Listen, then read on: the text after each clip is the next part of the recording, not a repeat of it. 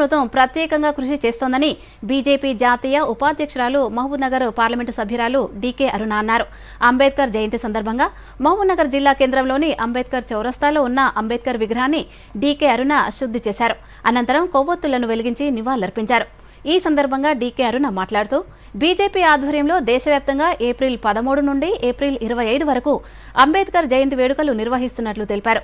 ఇక అదేవిధంగా రాజ్యాంగంపై ప్రత్యేకంగా అవగాహన కార్యక్రమాలు నిర్వహించడంతో పాటు 12 రోజుల పాటు దళితుల ఇళ్లలో బీజేపీ నాయకులు భోజన కార్యక్రమాలు నిర్వహిస్తారని తెలిపారు. అంబేద్కర్ గారి జయంతి వేడుకల సందర్భంగా దేశవ్యాప్తంగా ఈ యొక్క వేడుకలు ఈ రోజు నుంచి ప్రారంభమవుతున్నాయి. మరి వారి యొక్క జన్మదినం సందర్భంగా వారికి పూలతో ఈ ప్రాంతాన్ని అలంకరించి పూలమాలాంకృతులను చేసి వారికి నివాళులు అర్పించడం జరుగుతుంది.